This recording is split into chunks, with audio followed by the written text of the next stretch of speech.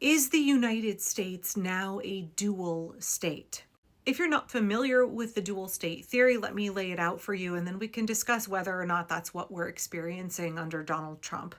Ernst Frankl was a Jewish lawyer who fled Nazi Germany and wrote a book called Der Doppelstaat. It was translated into English and published by Oxford University Press in 1941. I don't believe it was translated back into German and published in Germany until decades later. So in Der Doppelstaat, the dual state, Frankl lays out how under the Nazi regime, there essentially are two parallel legal systems that are operating at the same time.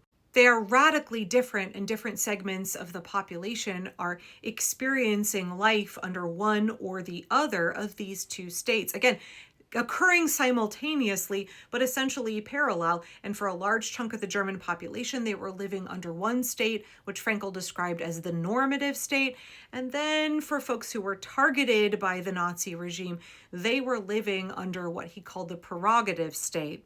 Okay, now hang in there with me before I explain exactly how the normative state and the prerogative state function. I want you to have this in the back of your mind, or maybe, off to the side somewhere. You have friends and family who are pretty checked out. They don't understand how severe things actually are in the United States. They're complacent, or they just don't, they think that you're like off the deep end, right? They think that you're getting carried away and that we'll just vote this out in the midterms. And this is just more of the same old, same old. They don't understand what everybody's really freaking out about. Right? We all have friends and family like that. We want to shake them and be like, wake the fuck up. How do you not see what's happening? How are you not freaking out? How are you not earnestly, rapidly organizing and taking action to defend democracy?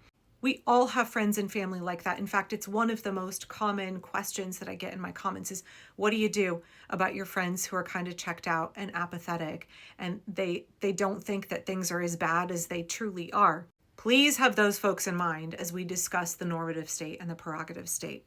I'm going to quote University of Chicago law professor Aziz Hook here, who had a piece out last spring in The Atlantic that specifically references the dual state. And this piece, well, shoot, I asked you at the beginning of this video, are we living in a dual state? Spoilers, y'all, I think that we are. And this is where I sort of began to realize that we might be living Frankl's description of the dual state in Nazi Germany, but in 2025 and now 2026 America. Also, just going to say, for all of the people who give me a hard time for having 87 open tabs on my laptop, you know what? I've been saving this Atlantic article for 10 months. But you know what, haters? I've got that article right where I want it, and I can pull it up at the drop of a hat and quote it for this video. Okay, so Hook says of the dual state, the book explains how the Nazi regime managed to keep on track a capitalist economy governed by stable laws and maintain a day-to-day normalcy for most of its citizens, while at the same time establishing a domain of lawlessness and state violence in order to realize its terrible vision of ethno-nationalism. So Frankl describes in his book how the Nazi regime successfully eroded the constitutional and legal foundations of the Weimar Republic. They did it slowly through this dual state method, where there was this performance of upholding the rule of law, and like normal governance, normal judicial processes are occurring, while at the same time over here implementing strongman authoritarian rule. Unless you were being targeted by the regime, you weren't subject to the ways that the Nazis were overruling the law or ignoring the law in order to brutalize you and violate your rights. And this is where we get the dual state, right? This is where we have the normative state. Everybody thinks that, you know what, things are a little bit worse. The economy is worse. Donald Trump is super embarrassing.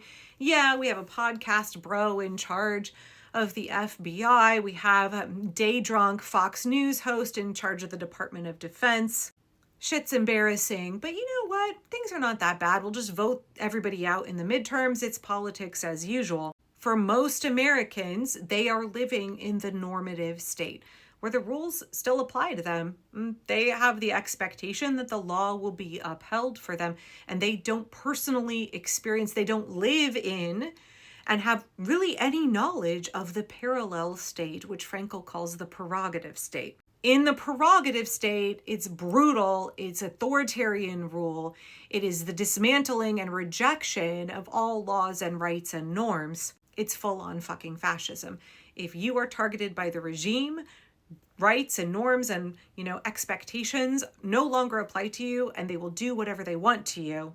That's fucking ICE in the United States, right? That's Immigration and Customs Enforcement.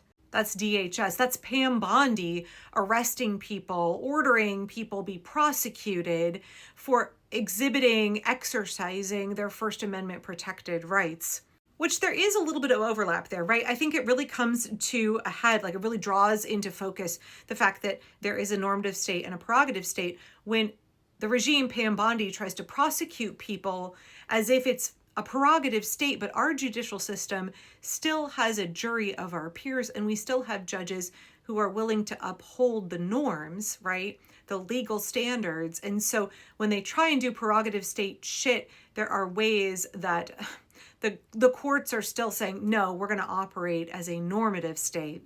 I realize I'm explaining that a little bit clumsily, right? But for me, that's where I really see that sharp contrast of the regime is trying to do whatever they want, trying to weaponize the judicial system to exact vengeance and control political dissidents, anybody who pisses off Donald Trump. And they don't get away with it because we still have juries of our peers who are rendering not guilty verdicts or declining to indict at all. And we still have judges who are like, no, I'm not doing that. I'm going to rule in accordance with the law, and you cannot violate it.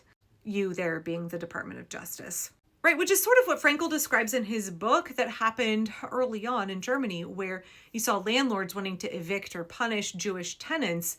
And initially the courts ruled like, hey, actually, these Jewish tenants are protected under tenants' rights laws, and you can't do that to them.